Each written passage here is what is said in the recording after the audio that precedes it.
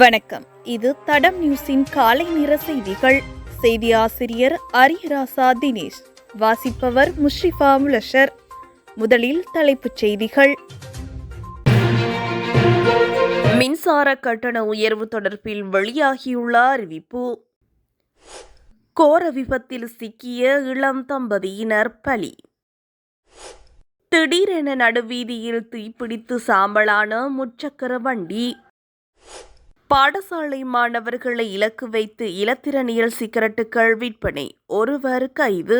தொடர்பான விரிவான செய்திகள்.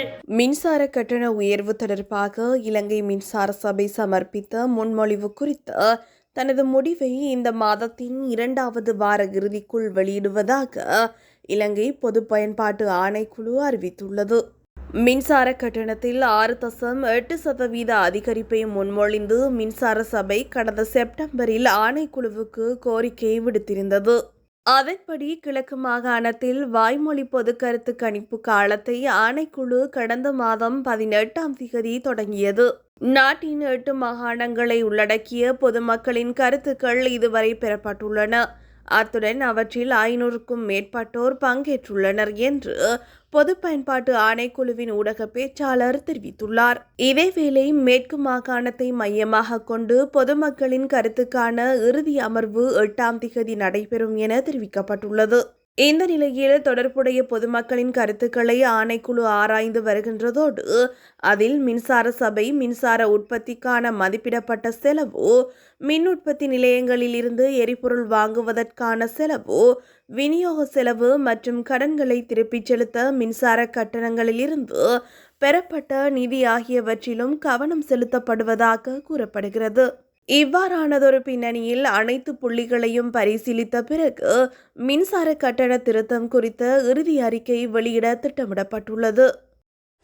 களுத்துறை ஹொரண மொரகஹேன வீதியில் கணன்வில பகுதியில் நேற்று பிற்பகல் இடம்பெற்ற வாகன விபத்தில் இளம் தம்பதியினர் உயிரிழந்துள்ளனர்.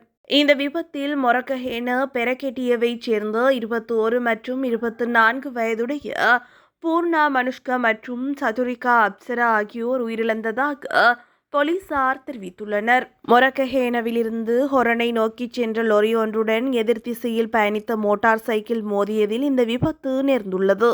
இதன்போது மோட்டார் சைக்கிள் சாரதி வேக கட்டுப்பாட்டை இழந்து வலதுபுறத்தில் பயணித்த லொரியுடன் மோதியதாக சந்தேகிக்கப்படுவதாக போலீசார் தெரிவித்துள்ளனர். சம்பவத்தில் மோட்டார் சைக்கிளில் பயணித்த தம்பதியினர் படுகாயமடைந்த நிலையில் வைத்தியசாலைக்கு கொண்டு செல்லப்பட்ட போது வழியிலேயே உயிரிழந்ததாக போலீசார் தெரிவித்துள்ளனர். சம்பவம் குறித்து ஹொரண போலீசார் மேலதிக விசாரணைகளை மேற்கொண்டு வருகின்றனர்.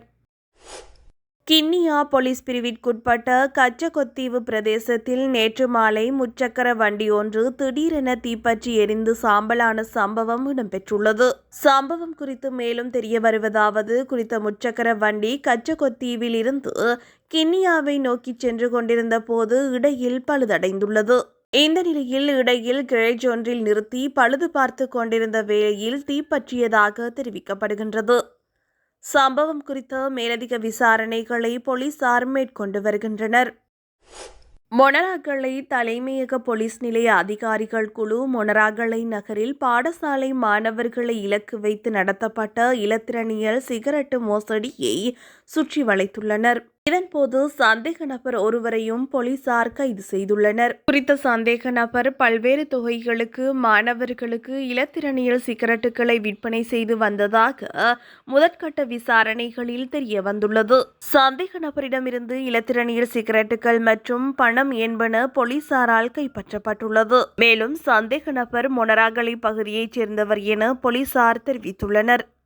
மொனராகலை நீதவான் நீதிமன்றத்தில் ஆஜர்படுத்துவதற்கான ஏற்பாடுகள் இடம்பெறுவதாகவும் போலீசார் தெரிவித்துள்ளனர். சம்பவம் குறித்து மொனராகலை போலீசார் மேலதிக விசாரணைகளை மேற்கொண்டு வருகின்றனர். இதுபோன்ற செய்திகளை தெரிந்து கொள்ள தடம் நியூஸ் சேனலை சப்ஸ்கிரைப் செய்து அருகிலுள்ள பெல் பட்டனை கிளிக் செய்யுங்கள். மேலும் இதுபோன்ற செய்திகளை உடனுக்குடன் தெரிந்து கொள்ள தடம் fm.com என்ற இணையதளத்தின் வாயிலாகவும் எங்களுடன் இணைந்து கொள்ளுங்கள்.